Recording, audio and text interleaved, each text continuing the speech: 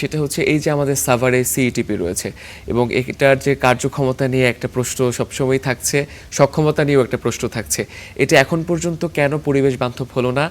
আগে যেখানে ছিল সেখানেও দেখা যেত যে নদী দূষণের একটা অভিযোগ উঠে সেখান থেকে সরিয়ে আনা হলো, এখন কেন ধলেশ্বরী দূষিত হচ্ছে, কেন পরিবেশ বান্ধব হলো না? হ্যাঁ, দেখুন, আমি যদি বলি যে এইভাবে যে বুড়িগঙ্গায় কিন্তু কোনো সিটিপি ছিল না, সেখান থেকে আমরা কিন্তু প্রায় ১০-১৫ হাজার কোটি টাকা বিনিয়োগ করেছি শিল্পনগরী সাভারে, এবং এটা ২০০ একর জায়গার উপর প্রতিষ্ঠিত, এবং এই সাউথ এশিয়া রিজনের ভিতরে এরকম মানে যে মডার্ন মেশিনারিজ নিয়ে ইকুইপমেন্ট নিয়ে যে হাব তৈরি হয়েছে সেটা হবে না, নেই, আমি চ্যালেঞ্জ দিয়ে বলতে পারি।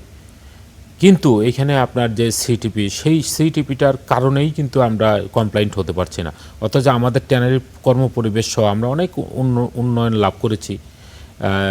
আপনারা যদি বলেন যে এই 10 সালের ভিতরে, কিন্তু এখানে আমার মনে হয় যে যে পর্যন্ত না আমরা এই সিটিপি এবং সলিড ওয়েস্টের ম্যানেজমেন্ট করতে না পারি, সে পর্যন্ত কমপ্লায়েন্স হতে পারবো না, এবং কমপ্লায়েন্স না হওয়ার প্রভাবই কিন্তু চামড়া শিল্পে কঠিনভাবে পড়েছে। আরেকটি বিষয় লক্ষণীয়, যেটা আপনার সাভার চামড়া শিল্পনগরীতে কিন্তু আমাদের যে ক্যাপাসিটির কিন্তু 3 ভাগের 1 ভাগ আমরা ব্যবহার করছি, অর্থাৎ আমরা 900 মিলিয়ন স্কোয়ার ফিটের যে ক্যাপাসিটি আছে, এবং অত্যাধুনিক ওয়ার্ল্ড ফেমাস মেশিনারিজ ওইখানে স্থাপন করা হয়েছে, কিন্তু সেই তুলনায় কিন্তু আমরা 300 মিলিয়ন স্কোয়ার ফিট আপনার প্রোডাকশন করছি। অর্থাৎ আমার যে দেশের চাহিদা, এই দেশের চাহিদা মিটিয়েও কিন্তু আমার চামড়া বাইরে থেকে ইম্পোর্ট করে নিয়ে আসতে হবে, অথচ সেই সুযোগটা আমরা নিতে পারছি না বিকজ অফ আপনার কমপ্লায়েন্ট। সুতরাং আমি মনে করি যে সরকার খুব সিরিয়াস। আমি দেখেছি যে মাননীয় শিল্প বাণিজ্য মন্ত্রী, উনি তো একই ব্যক্তি, উনি কয়েকবার সাভার চামড়া শিল্পনগরীতে ভিজিট করেছেন, গতকালকে ভিজিট করেছেন। সেখানে উনি আশ্বস্ত করেছেন যে জুলাইয়ের ভিতর উনি একটা রোড ম্যাপ দিবেন।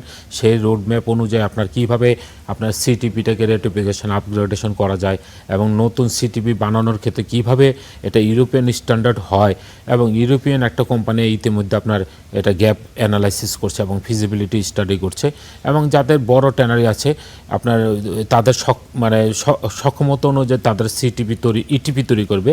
এবং এইখানে ওনার ভীষণটা হলো যে বাংলাদেশে অন্ততপক্ষে আমি 40 থেকে 50টি লেদার ইন্ডাস্ট্রিকে আমি আন্তর্জাতিক মান অনুযায়ী আমরা প্রস্তুত করব, এবং আমরা কান্ট্রি ইমেজ তৈরি করব।